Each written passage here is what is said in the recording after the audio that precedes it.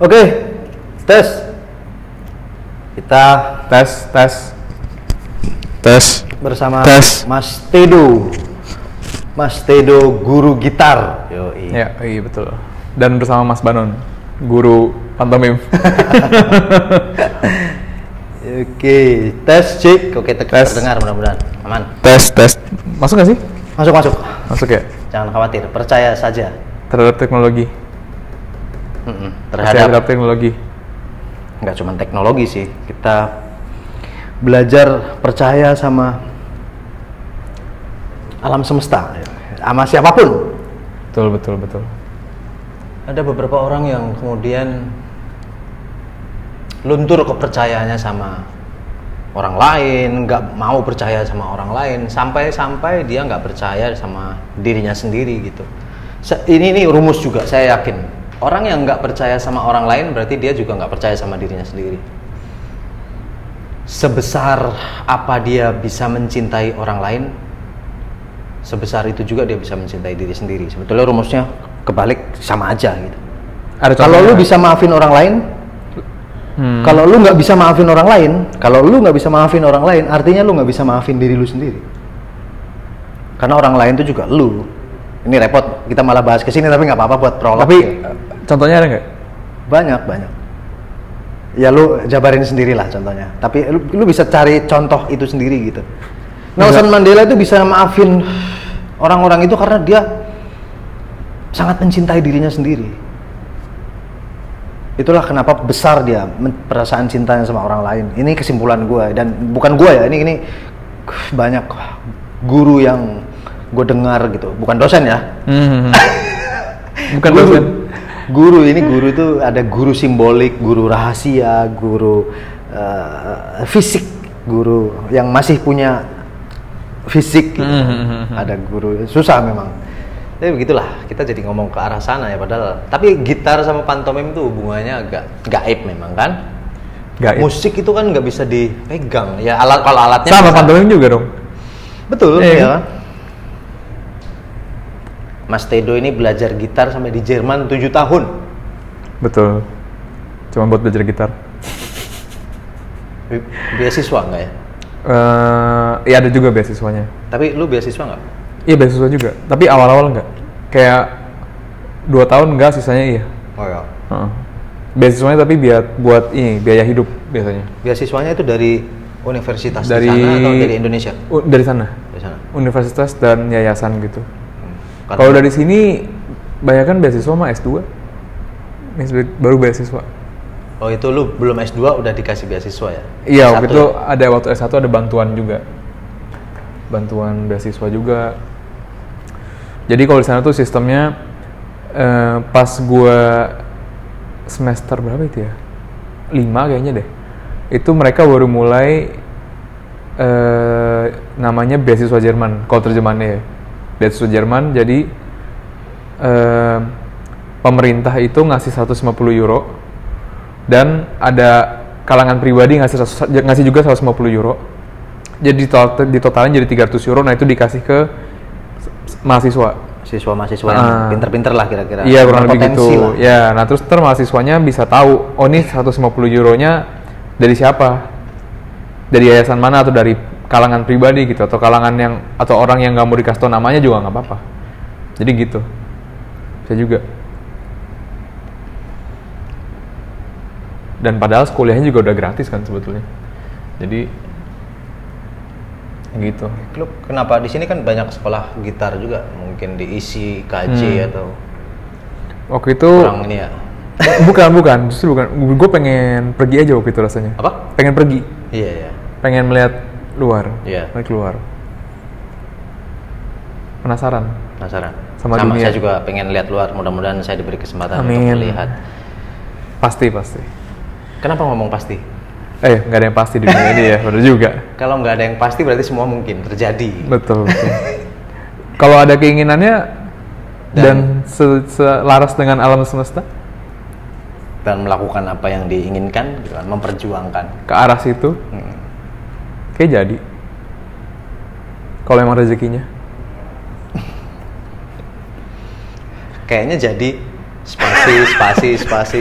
Kalau ada rezekinya itu punchline. Nggak, gue belakangan ini mikir kayaknya orang tuh punchline di rezekinya, stand up tuh begitu. orang tuh kayaknya rezekinya beda-beda gitu kayaknya. Ada yang rezeki, memang. ada yang rezeki jodoh, ada yang rezeki Kematian. Iya bisa jadi juga.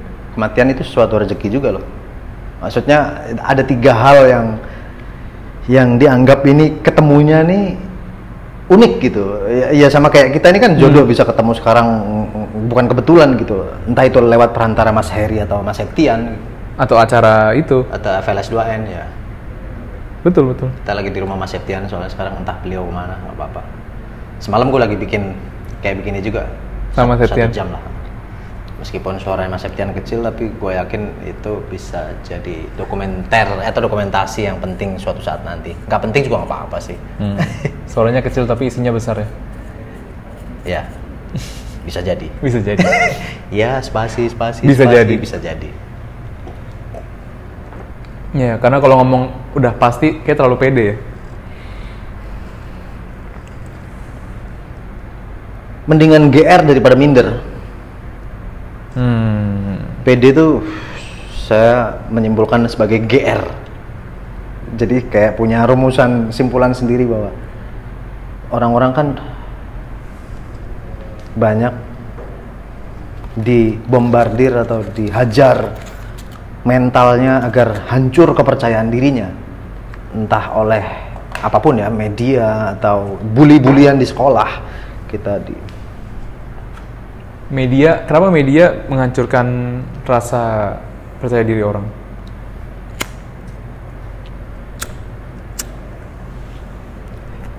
Karena begitu lu percaya diri, lu menguasai dunia.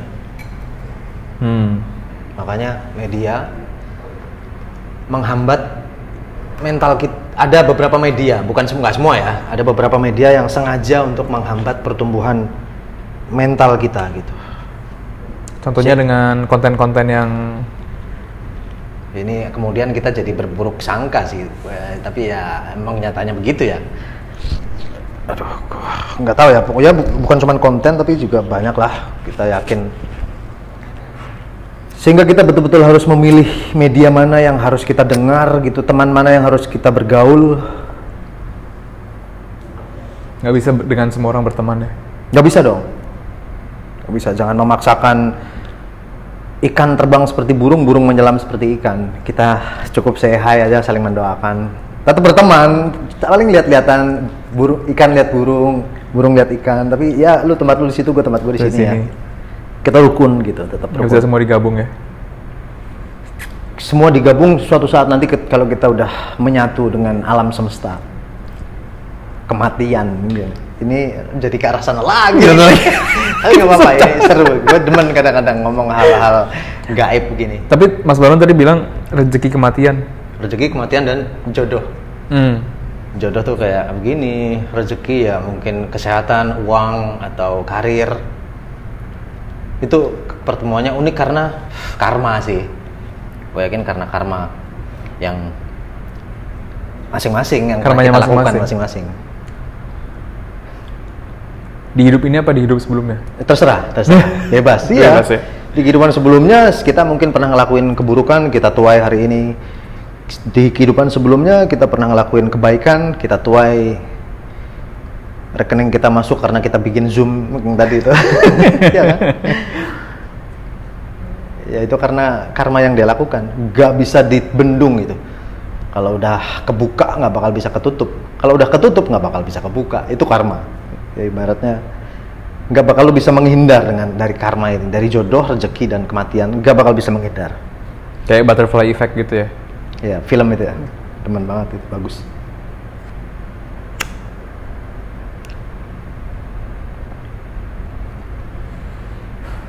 Balik lagi ke gitar. Balik lagi ke gitar. Ada yang mau ditanyakan atau gue yang bertanya nih? Terserah. Kenapa lu suka sama gitar, nggak main perkusi? Kalau gue kan suka main drum. Iya, kalau Mas Baron kan drummer juga ya? Ya. Nggak tahu ya. Mungkin Dari kapan? SMP? dari SD. Dari SD. SD udah main gitar lu? SD udah main gitar. Les Dulu kelas 3. Tapi kan keluarga nggak ada yang musisi. Jadi nggak ada yang ngarahin gitu loh. Masih harus kemana gitu kayak. Kakek mungkin? Nggak ada. Kakek main gitar doang, sampai kayak genjreng-genjrengan gitu kayaknya. Nggak ada kayaknya musisi di keluarga gue, cuman. Tapi mungkin lu punya alasan yang kuat gitu, kenapa ya gue pengen jadi, ya mungkin karena susah itu sih dijelasin, gue yakin. Susah. Kenapa sebenarnya pengen jadi pemain pantomim? Itu juga susah dijelasin. Mungkin bingung kan? Makanya. Kenapa nggak jadi drummer aja? Ya, itu juga susah. Nah, itu juga susah kan? Takdir terus kali ya? Pertanyaan, ya takdir, kayak jodoh. Nah. Gak bisa menghindar lu dari gitar.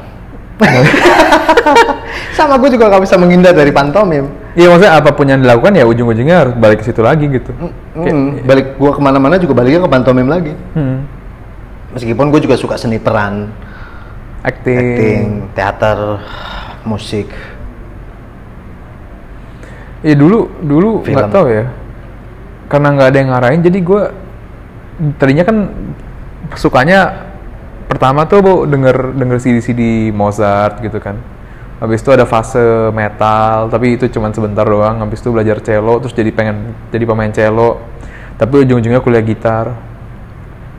Terus udah sampai sana, udah ke cello balik gitar. Udah cello balik gitar lagi, terus kayak nggak tahu juga dulu kuliah tuh nggak ada bayangan gitu mau kuliah mau jadi apa tuh nggak tahu. Yang penting kuliah aja dulu, main musik aja gitu. Pertanyaan gue lagi, gue yakin sebetulnya lu nggak cuma suka gitar di perjalanan kesini, gue yakin lu punya kesukaan lain, bidang lain selain gitar gitu. Iya. Kayak dan gue sarankan itu juga lu pelajari dan dalemin. Jangan khawatir meskipun mungkin terlambat. Kalau gue dalemin ini ntar gue ketinggalan, nggak apa-apa, karena rumusnya cuma karena cinta atau karena suka gitu. Apa? Bidang apa? Bahasa. Sastra? Enggak, sastra juga sih, cuman maksudnya lebih ke arah belajar bahasa gitu. Gue tadi mikir, mau apa jadi penerjemah aja gitu. Tadinya mau kuliah kayak macam linguistik gitu loh. Kan lu udah jadi penerjemah waktu di tour guide tuh ya? Tour guide ya? Jadi penerjemah Jerman Indonesia ya? Kita harus pernah juga dulu jadi tour guide, kerja sampingan. Telepon Pak Milan lagi ntar lah. Iya betul. Ntar juga boleh lah, gue iseng-iseng. Wah, lu jadi tour guide tuh juga kocak juga tuh. Temenin tamu nonton MU. Terus tamunya bawa kompor gas. Jalan-jalan bawa kompor, bawa beras. Berat banget tasnya. Habis itu jadi apa lagi ya? Di Jerman? Di Inggris dulu. Di Inggris? Ngapain di Inggris? Karena kebetulan tamunya pengennya ke Inggris. Terus kayak, oh ya udah yuk. Oh, jadi lu dari Jerman ke Inggris? Karena kebetulan waktu itu lagi mau jalan-jalan. Terus dia mau ditemenin 1-2 hari tamunya. Terus ya udah, nggak apa-apa. Satu keluarga waktu itu. Naik apa? Pesawat? Mereka naik pesawat sendiri, gue naik. Gue naik pesawat tapi pesawatnya di cancel. Langsung gue naik bus habis itu. Berapa lama Jerman Inggris naik bus tuh berangkat jam 10 malam, nyampe jam 7 pagi. Kayak ke Jogja lah. Kayak Jogja. Cuman kan dari Jakarta ke Jogja. Inggris kan beda pulau kan. Oh gitu. Naik kapal dulu berarti. Lewat terowongan bawah tanah. Bukan berarti di sana lebih indah ya, tapi kalau kita bisa melihat suasana-suasana lain kan jadi berwarna lah. Betul. Gitu. Kayaknya kalau udah lihat suasana lain terus balik lihat suasana kampung sendiri, lebih suka kampung sendiri sih rasanya. Iya pasti. Gua juga tujuan gua. Iya. Hah? Mas Baron pasti kan udah pernah merantau, maksudnya bukan merantau, tapi kayak tinggal di sini, tinggal di sana. Iya. Tujuan gua salah satunya kan gitu, cara untuk bisa mencintai. Lagi-lagi ke situ, tapi cara untuk mencintai diri sendiri tuh lu harus mencintai orang lain gitu. Karena begitu lu mencintai orang lain, oh iya ternyata enak ya mencintai orang lain. Kenapa gue nggak mencintai diri sendiri gitu? Kan ada tuh orang yang mencintai orang lain tapi nggak mencintai diri sendiri. Ada orang yang mencintai diri sendiri tapi nggak mencintai orang lain. Makanya ketika kita pergi ke Jerman bertahun-tahun, 7 tahun kayak lu, berasa oh iya ternyata kampung gue indah ya gitu. Ketika hilang, ketika lenyap, ketika mati, siapapun yang kita sayangi, baru kita berasa orang ini berharga gitu. Tapi begitu hidup nggak dirasain ya? Nggak berasa. Tapi berarti mending mencintai diri sendiri dulu atau mencintai orang lain dulu? Pertama, mencintai diri sendiri dulu. Itu rumus penting. Ini gue sok tahu ya, tapi itulah yang gue pelajari gitu. Dari pengalaman Dan juga bacaan dan juga pelajaran dari orang lain yang gue dengar. Kan sekarang kan lagi zaman-zamannya ini tuh mental health, cintai diri sendiri dulu. Betul, itu penting banget ternyata mencintai diri sendiri tuh. Penting banget. Biar nggak bucin.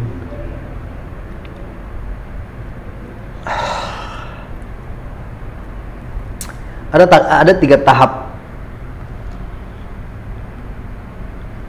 agama Tao apa? Tao tuh dari Lao Tse. Taoism ya. Yeah.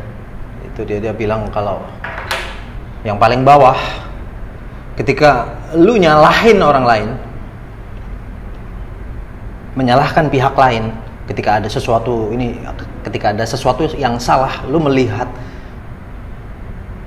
selalu keluar orang lain yang salah, ini yang salah, oh itu yang salah, oh Tuhan salah, bahkan Tuhan pun disalahkan. Itu artinya perjalanan spiritualnya masih sangat jauh, masih kasihan. Itu paling bawah, terendah lah. Begitu dia naik ke atas, tahapannya 2, dia mulai sadar kalau oh yang salah itu bukan pihak lain, bukan teman gua, bukan nyokap bokap gua, bukan anak istri gua, bukan Tuhan yang salah, ini yang salah gua, ini yang salah saya.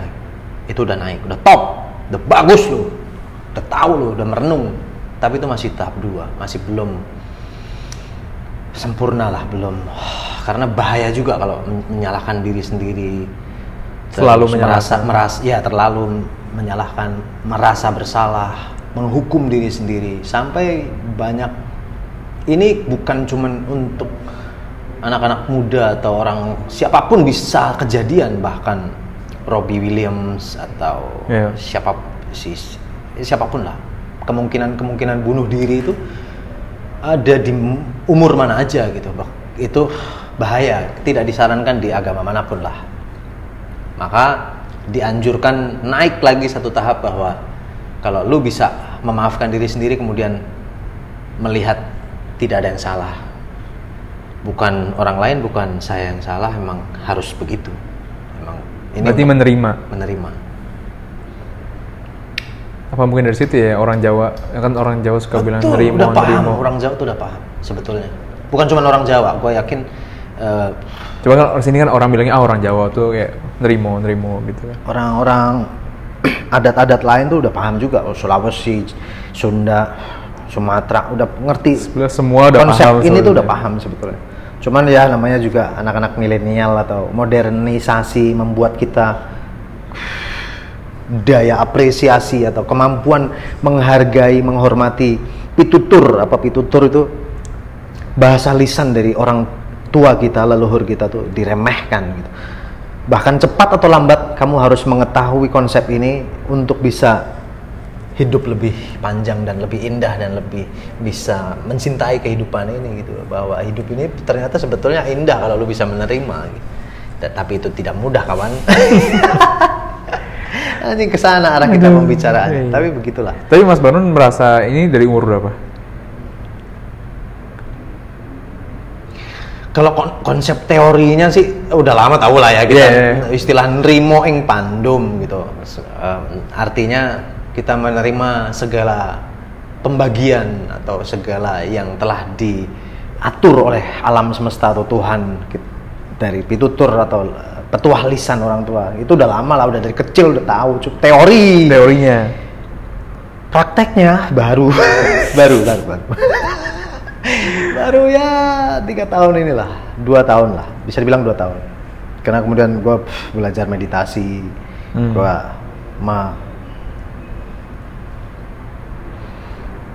mengambil manfaat, mengambil keuntungan atau mengambil daya kekuatan tentang meditasi itu. Bukan sombong-sombongan, gue juga meditasinya juga dituntun pakai headset, nggak ketemu guru langsung. Tapi gue yakin guru yang ngupload di YouTube ini tidak sembarangan menuntun. Itu bahaya kalau tuntunan yang menyesatkan juga ada. Cuman mudah-mudahan kita bisa ketemu. Masing-masing harus mencari sendiri-sendiri sih. Kembali lagi rezeki. Jodoh.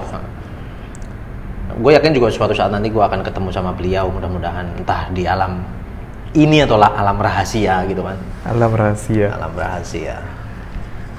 Iya, soalnya kayaknya kan kalau generasi zaman sekarang kan semuanya cepet banget gitu loh. Jadi kayaknya nggak tahu berapa banyak orang yang mikir kayak gitu sekarang. Maksudnya generasi gue gitu ya.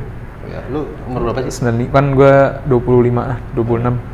Tapi prestasi lu udah dahsyat, Bos. Ya itu kan kembali lagi rezeki. Ya, kembali lagi karena karma lu. Ya. Nah itu dia, nggak tahu. Ya kita bersyukur apa yang sudah kita dapatkan karena perbuatan-perbuatan kita lah. Bukan cuma perbuatan kita, mundur lagi sejenak karena kata-kata yang sering kita ucapkan. Mundur lagi sejenak karena apa yang kita pikirkan. Kan kalau mundur perbuatan, mundur perkataan, mundur pikiran.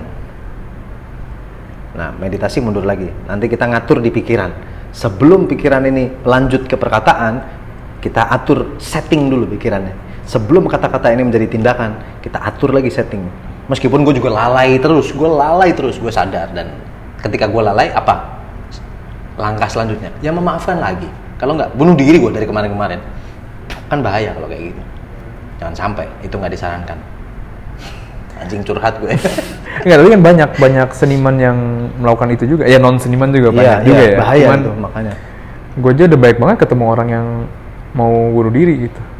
Apalagi Mas Banon pasti udah punya pikiran, tapi untung belum gue lakukan karena udah lemes, badan tuh nggak bisa digerakin. Ini kalau gue gantung diri situ enak kayaknya, tapi gue nggak kuat berdiri gitu. Ini sebetulnya tragedi,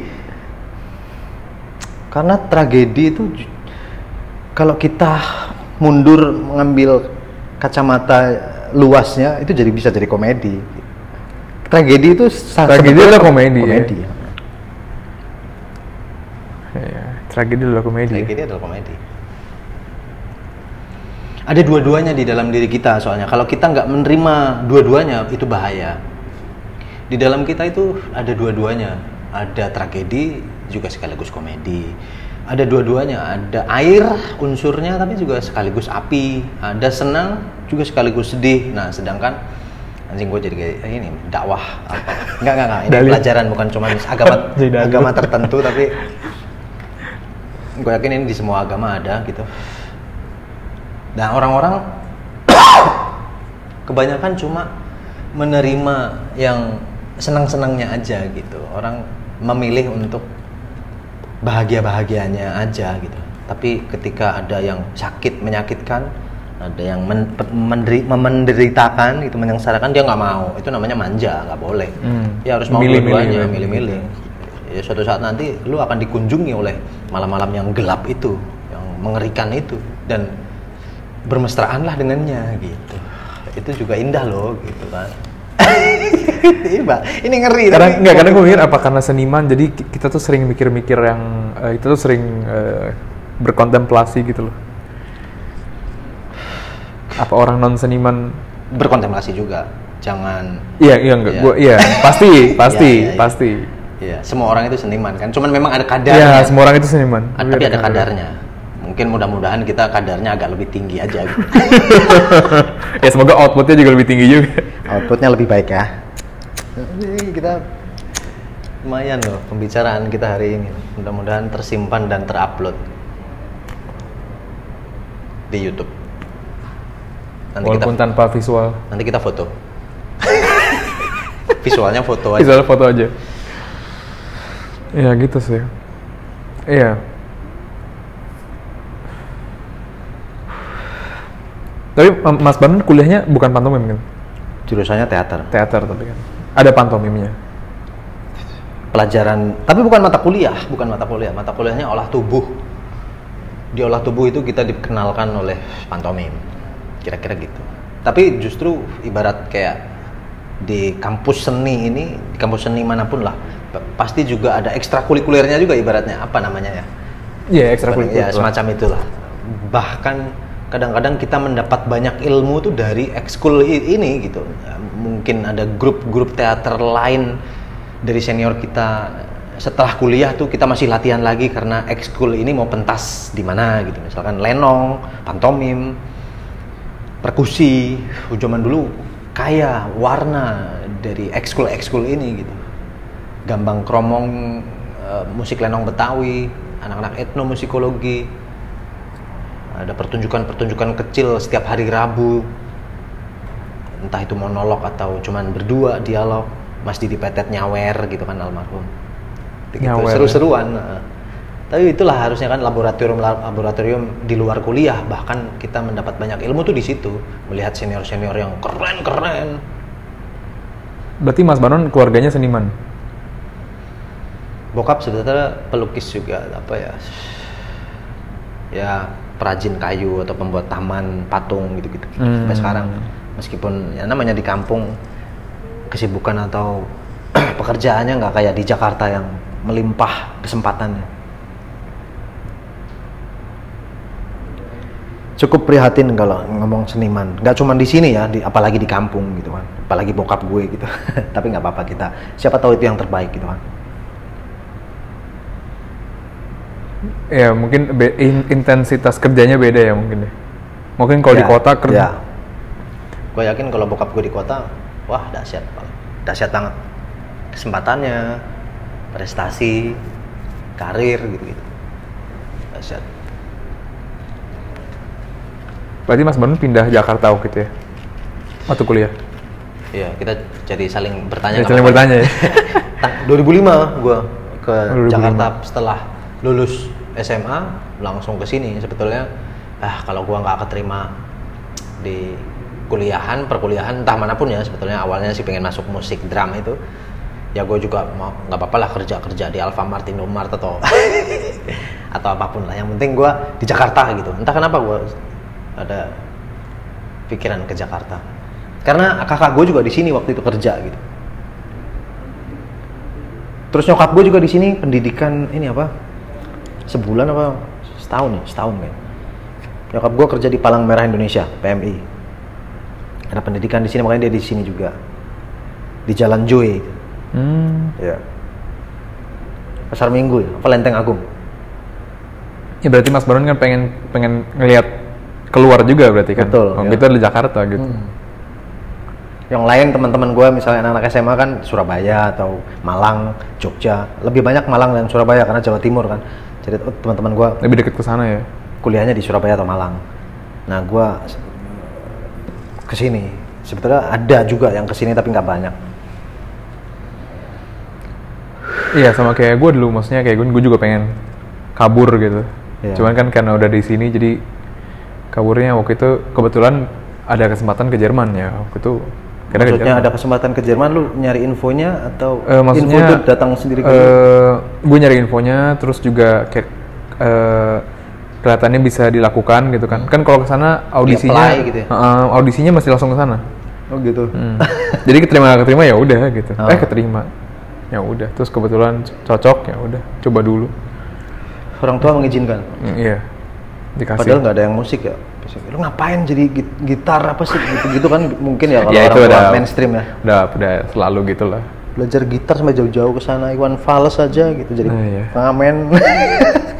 Gue bayangin ini yang ngamen coba Mas Heri atau Tedo di jalan-jalan.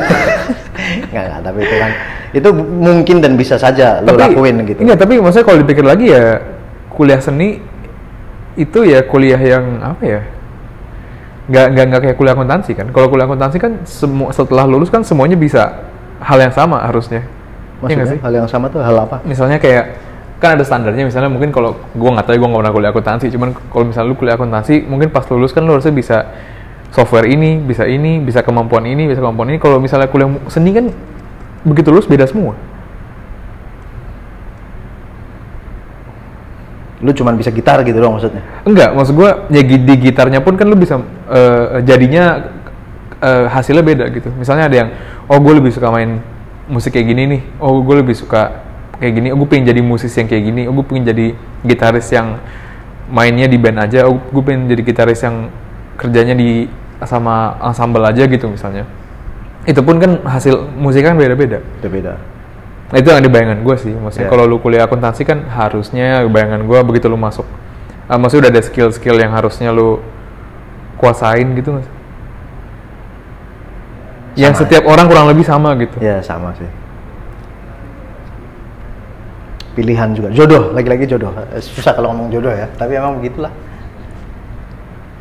Kenapa kita bisa ada di sini ketemu terus ngobrol, itu juga jodoh. Kenapa dia bisa milih akuntansi, gue milih teater, lu milih gitar, itu juga nggak ngerti loh kadang-kadang kita kalau ditanya apa ya? Kita nggak ngerti loh. Hah? Iya, alasannya apa gue juga. Makanya pengen aja gitu kan.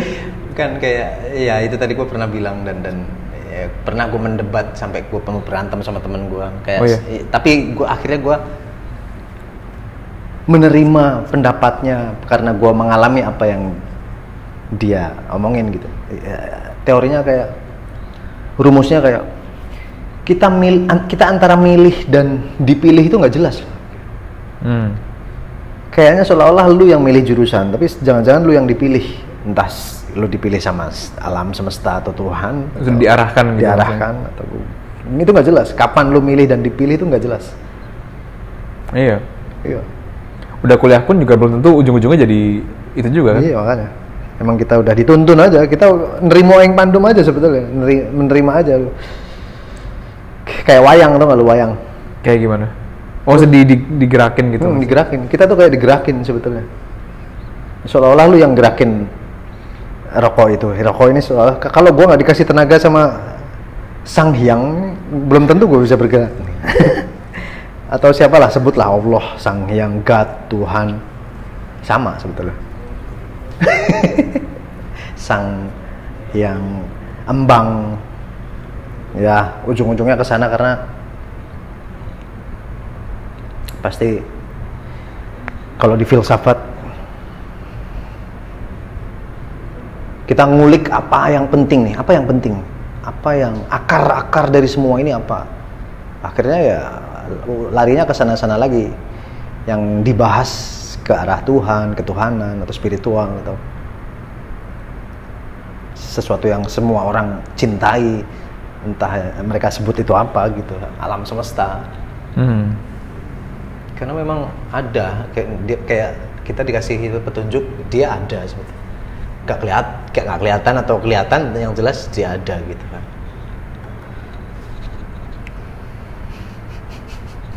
Unik. Menarik. Ngomong ini jadi kemana-mana. Tapi memang kesenian itu hubungannya ke situ. Pasti lu juga ngalamin lah. Selalu kita dituntun ke arah spiritual, ya kan? Karena musik itu nggak bisa dipegang. Alat bisa, pantomim juga nggak bisa dipegang. Sama, beliau juga nggak bisa dipegang sekaligus bisa. Itulah keutuhan tuh di situ.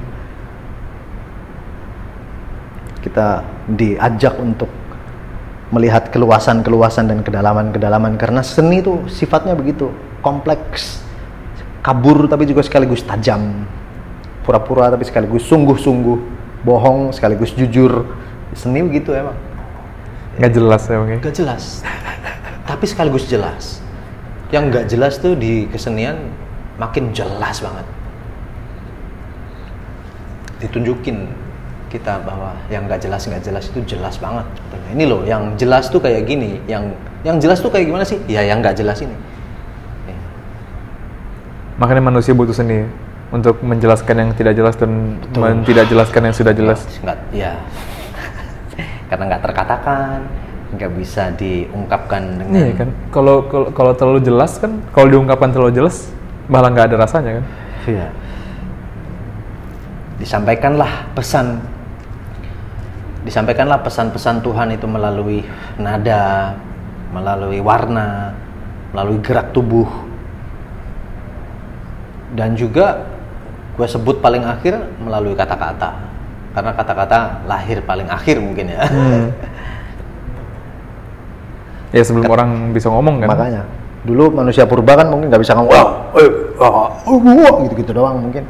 Pantomim. Belum ada pantomim, itu pantomim. Ya, pantomim. Belum ada kesepakatan bahasa. Betul. Ya mungkin karena itu ya gue tadinya mau kuliah linguistik juga, mungkin ada hubungannya juga. Ya. sastra, novel, puisi itu bukan kata-kata yang diucapkan atau yang ditulis, tapi sebetulnya dia mau nulis di balik kata-kata itu. Dia mau menggambarkan atau menerjemahkan pikiran dan perasaannya bukan melalui kata-kata sebetulnya, tapi gimana ya gua mau ngejelasin ini ke pembaca atau penonton. Akhirnya dia meraba-raba make kata-kata yang jarang dipakai orang-orang mainstream gitu misalkan. Atau yang urutannya jarang dipakai. Ya kebalik-balik lah. VLS 2M. Nggak apa-apa. Iya nggak apa-apa. Itulah.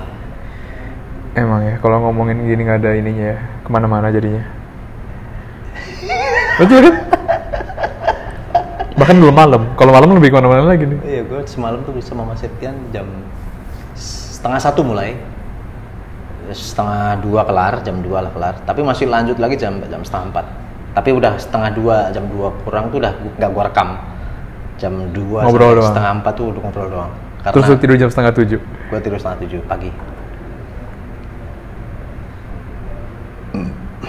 Iya, kayak hampir semua seniman sukanya malam-malam ya. Iya.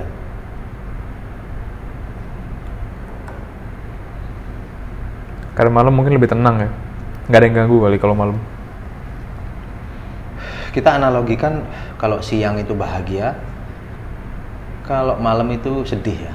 Atau kalau siang itu senang, kalau malam sedih. Atau sebaliknya, terserah. Lu pilih mana? Malam itu menggambarkan apa kalau perasaan? Antara dualitas itu ya, dualitas kalah menang, sukses gagal, salah benar, senang sedih. Iya, lebih sedih sih. Iya kan? Gue juga mungkin menafsirkan kalau malam itu lebih ke gagal, lebih ke kalah. Orang pada tidur semua, kalah lo semua. Orang lebih gagal semua, lebih pokoknya nggak sadar lah karena semua rata-rata manusia tidur malam. Sementara seniman atau orang-orang yang bergelut di dunia seni kalahnya menghadapi kegagalan itu, memeluk kesedihan itu ya, dan mengunjungi kesepian kebangkrutan, malam. penderitaan, dipeluk sama dia. Kalau siang enggak ya? Karena setiap hari udah bahagia. Maksudnya sudah terlalu banyak hal yang disyukuri gitu. Kayaknya ya mungkin gitu ya.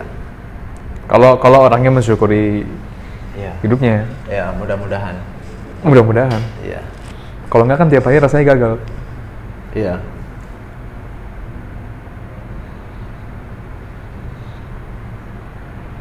Jangankan di surga, di neraka aja kita bisa damai gitu. Iya kan, kita gimana caranya kita bisa begitu? Kalau masih disyukuri ya. Kalau masih disyukuri. Iya ya. Karena neraka juga karena perbuatan kita kan, jadi ya terima. Iya. Terima kalau emang karmanya begitu. Karena perbuatan kita itu. Cuma kita kan nggak tahu dulu kita pernah ngelakuin apa, karena mungkin karena kehidupan sebelumnya. Ada orang yang tahu karena dia indigo atau bisa ngebaca masa lalu. Ada. Makanya dia bisa menerima. Dia paham kalau ini harus diterima. Tapi kalau orang yang nggak tahu, gue juga nggak tahu sih. Tapi karena gue dikasih tahu lewat nggak langsung ya, bukan persoalan gue pernah ngelakuin apa, tapi ini sebetulnya yang harus lo terima gitu. Makin nggak jelas pembicaraan kita, tapi nggak apa-apa. Aduh. Udah kemana-mana. Nggak apa-apa. Obrolan sore. Begitulah podcast. Gue demennya nggak usah ngomongin ngedit. hidup. Ya, nggak usah ngedit, upload gitu. Iya.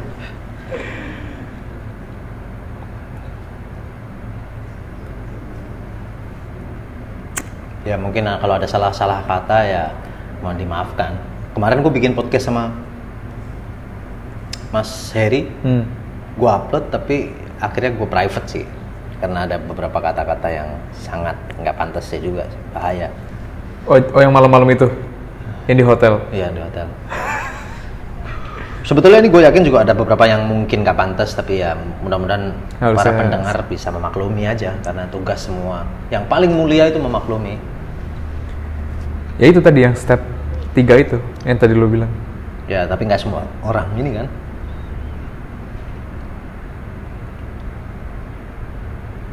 Kadang gue mikir kalau misalnya orang udah nyampe ke step 3 itu, apakah berarti orang itu nggak pengen memperbaiki apa-apa lagi gitu loh di dunia ini, termasuk dirinya gitu. Berarti apakah nggak ada pembaruan dan inovasi gitu? Justru ada, makin ada dong, makin kreatif dia. Karena Dia udah berjarak antara benar dan salah. Ini mohon maaf, gue sok tahu, gue ngerasain gitu, meskipun itu bukan pencapaian ya, tapi perjuangan sepersekian detik untuk mencapai ini tuh perjuangan sepersekian detik gitu. Kenapa? Nggak tahu, di bawah kali ya. Ya, siap.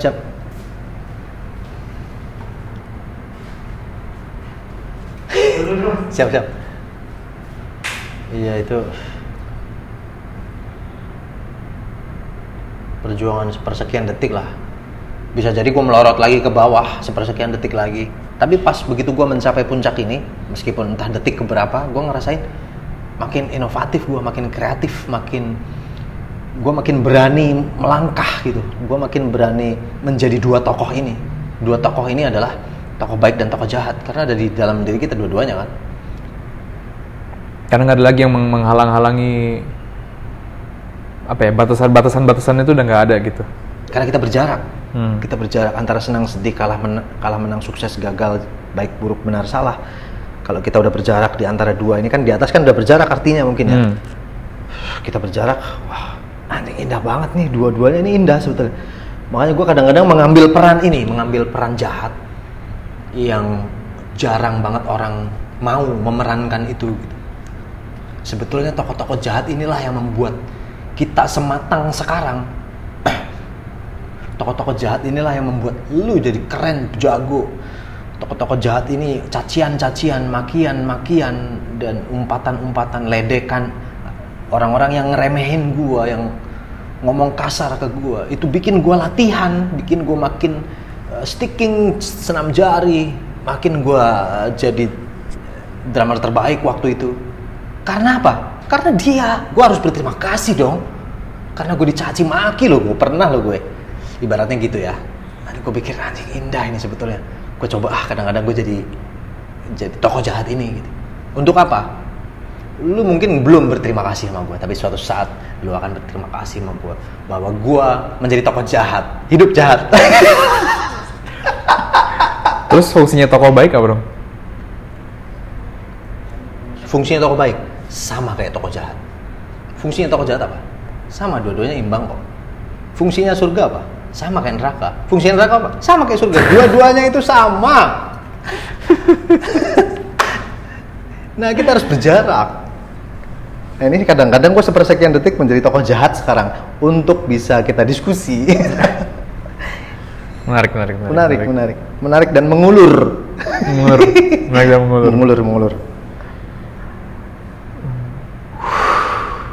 Gue lagi berusaha memahami tadi. Mudah-mudahan. Tapi nggak harus sekarang memang. Gue kadang-kadang gitu tuh, sok-sok ngajak orang berpikiran sama kayak gue, tapi nggak harus juga. Dan sampai-sampai kadang gue kalau kayak kita kemarin gini, kasar gue gitu. Kadang terus kemudian gue menyesali, nih kenapa gue begitu gitu. Akhirnya gue ya proses begini lagi terus, atau begini, memaafkan diri sendiri lagi, karena nggak enak loh. Menyesal tuh nggak enak sebenarnya. Menyesal tuh nggak enak ya. Justru hidup itu harus dihidupi dengan penyesalan yang sangat sedikit, sesedikit mungkin. Lagi-lagi nggak juga. Makanya gue kadang-kadang gue milih tokoh jahat. Supaya apa? Supaya menyesal. Terus apa? Memaafkan diri lagi. Terus jadi tokoh jahat lagi. Terus kenapa? Memaafkan diri lagi. Niat gue jadi tokoh jahat apa?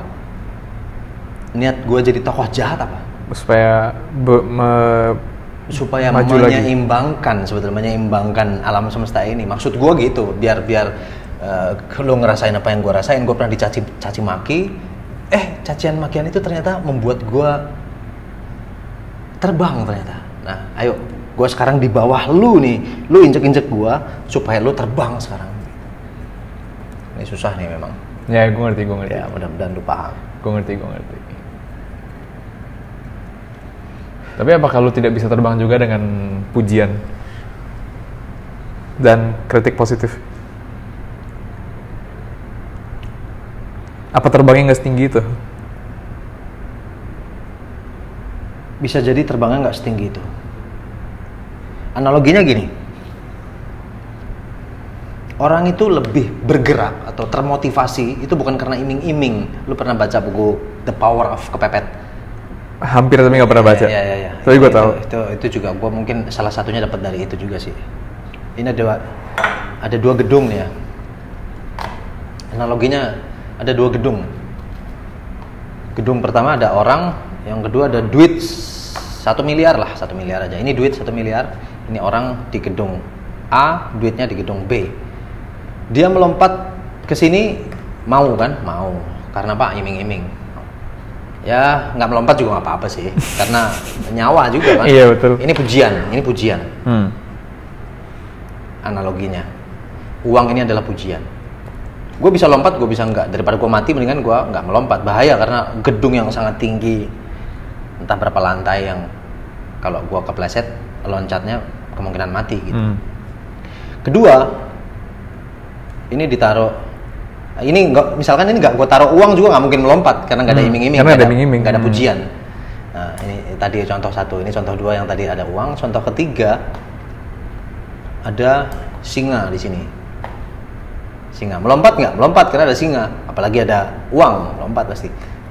Atau terserahlah mau kemana, yang jelas dia harus menyelamatkan diri dari singa. Coba kalau kita hilangkan uang ini, tapi singa masih ada. Dia tetap lompat. Makanya yang bikin orang bergerak tuh bukan iming-iming, tapi rasa takut, kengerian, tokoh jahat yang bikin orang bergerak. Karena dia resikonya mati, ya mending lompat. Meski mau gak ada duit juga, lompat gue. Lompat juga, karena kepepet. Karena kepepet, the power of kepepet. Bikinlah diri lu seolah-olah kepepet, biar lu lompat. Atau kepepet beneran? Ya akhirnya kebanyakan orang lompatnya ketika kepepet beneran gitu. Bagusnya kan kalau kita membuat diri kita berimajinasi, memvisualisasikan keadaan sekarang ini seolah-olah betul-betul kepepet. Gue harus bergerak gitu, gue harus termotivasi gitu. Nanti bisa diseimbangkan lagi. Ya, boleh.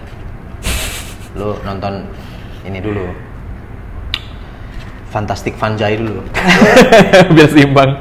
Biar paham apa itu keseimbangan gitu. Mengapresiasi alam semesta. Dia menyeimbangkan si fungi ini, jamur ini. Makanya dibilang fantastik banget. Ampun, gue langsung ngefans sama jamur. Ntar kita ngomong di luar itu. Gue direkam. Yang ini offline, yang itu offline. Yang itu offline. Gue direkam sama Septian waktu itu ngomongin itu. Tapi nggak apa-apa. Tuh bisa ngedit apa-apa. Iya betul. Oh itu bisa dijadiin bahan omongan juga, tapi nanti aja.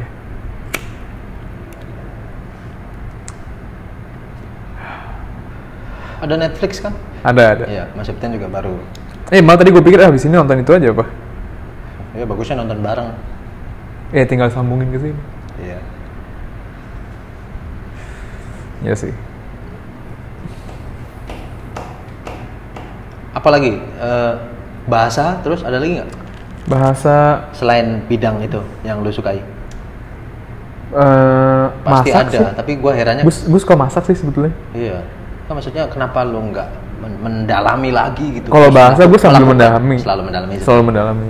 Gue selalu belajar tiap hari sebetulnya. Iya. Apalagi selain bahasa, masak, apalagi? Bahasa, udah itu aja sih. Sejauh ini baru itu. Bahasa, musik, masak, udah. Ya masak hobi lah ya, iseng-iseng di rumah. Nulis mah standar ya. Nulis mah. Lu suka nulis nggak? Lumayan, tapi lebih ke buat diri sendiri sih.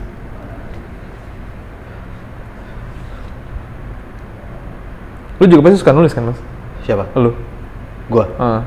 Ya nggak rajin-rajin amat sebetulnya. Zaman dulu gue suka, tapi ya, gue akhirnya suka baca doang. Kalau gue waktu itu kan musik, kemudian kesasar ke teater, kemudian menemukan nikmatnya dan kecintaan terhadap teater, menemukan kecintaan terhadap pantomim, Terus 2015 gue menemukan kecintaan terhadap film gitu kan. Kan di perjalanan itu kok gue suka sama film ya gitu. Terus gue meskipun nggak dalam-dalam banget, tapi gue mau ngambil kuliah film juga waktu itu di Jogja, tapi nggak keterima, nggak apa-apa. Tapi bukan itu kan persoalannya, kita bisa belajar film di mana aja. Betul. Tapi kayak bidang-bidang itu tuh datang lagi gitu. Gue nggak tahu, siapa tahu 5 tahun lagi gue suka bidang baru, entah misalkan tari tradisi, misalkan gue nggak tahu. Ini baru kemarin-kemarin gue harus belajar nari tradisi nih, misalkan, untuk memperkaya gerak gue kayak Mas Septian. Ya. Dan itu masih ada hubungannya sebenarnya sangat sama core utamanya itu, yaitu adalah pantomim sama teater, nyanyi mungkin atau apapun lah, misalkan bidang-bidang gue membuka kemungkinan itu. Lu juga gue harap kayak kita sebetulnya diciptakan kayak Leonardo da Vinci, kita bisa kayak dia sebetulnya. Enggak kok, lu harus satu aja kemudian. Iya. Itu terlalu sempit sih.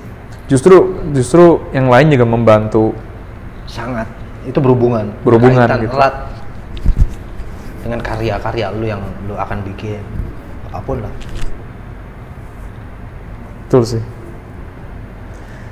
Kalau itu di Creative Brain, ada film dokumenter juga di Netflix judulnya Creative Brain, itu ngebahas itu.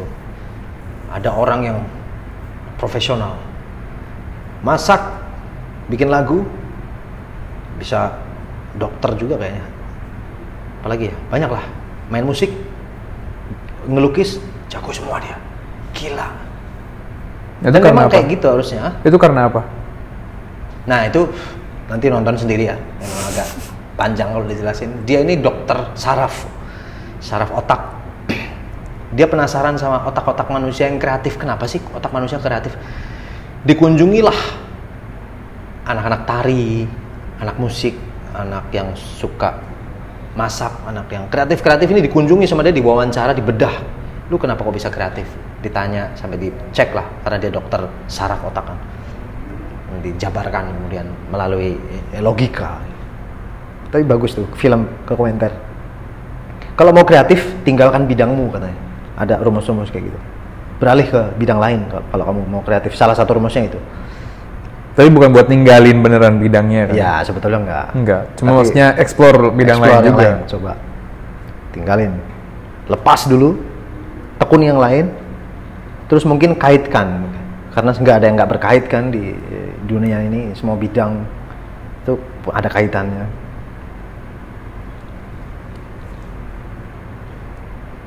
Iya sih benar. Gue mungkin karena agak sok tua dari lu, jadi gue yang lebih banyak ngomong. Nggak, tapi kadang gue juga kalau tiap kali evaluasi Tuhan itu gue ngeliatin yang lain juga, gue terinspirasi juga kok gitu. Oh ini misalnya bisa ada hubungannya sama musik gitu. Iya.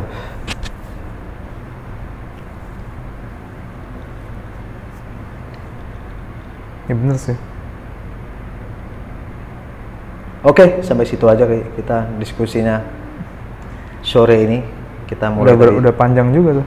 Jam 4 sampai jam 5 lebih 15.